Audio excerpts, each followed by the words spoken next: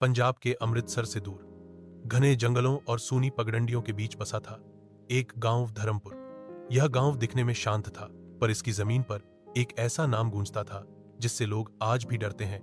जग्गा सिंह डाकू। सन 1895 के दौर में जग्गा सिंह का नाम सुनते ही अंग्रेजों के होश उड़ जाते थे। लंबा चौड़ा शरीर, लाल आंखें, कमर में चमड़े की बेल्ट जिसमें चाकू, तलवार और एक बंदूक टंगी होती थी। वह अमीरों को लूटता, गरीबों में बांटता, लेकिन जो उसके रास्ते में आता वह जिंदा नहीं बचता। लोग कहते हैं कि वह इंसान नहीं, राक्षस था। ब्रिटिश हुकूमत ने कई बार उसे पकड़ने की कोशिश की, पर वह जंगलों में गायब हो जाता। काली रात, भयानक हवाएं और जग्गा की हौंसी, यह तीनों साथ आती थी। आखिरकार एक धोखेबाज साथी ने उसे अंग्रेजों के हवाले कर दिया।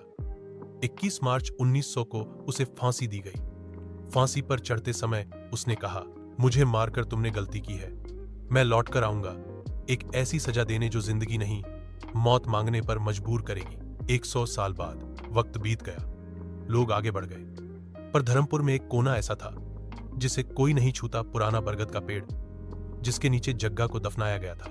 साल 2000 की बात है। गांव के कुछ युवा, भूतों को चुनौती देने के शौकीन, उस बरगद के नीचे शराब पीकर कहने लगे, अगर तू है तो सामने आ।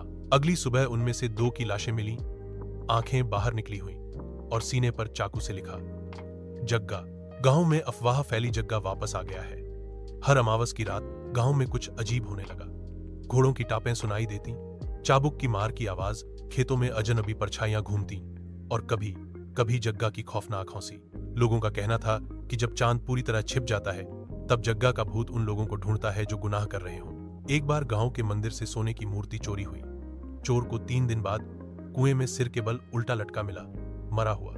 उसके खून से दीवार पर लिखा था, पाप की सजा मिलती है। गांव का सरपंच, जो भ्रष्टाचार में डूबा था, उसने उस पुराने बरगद को कटवाने का आदेश दे दिया। उसी रात उसका पूरा परिवार गायब हो गया। जब लोग उसके घर पहुंचे तो सभी दीवारें खून से सनी थीं और बीच में सरपंच का सिर पड़ा था। उसके माथे पर चाकू से लिखा था, जग्गा अब इंसाफ करेगा। अब धर्मपुर में हर रात जल्दी अंधेरा कर दिया जाता है। बूढ़े कहते हैं, जग्गा अब भूत नहीं रहा, वो एक आत्मा है, इंसाफ की परछाई। कहते हैं अगर कोई अमावस की रात जंगल के रास्ते अकेला जाए तो जग्गा उसके सामने प्रकट होता है।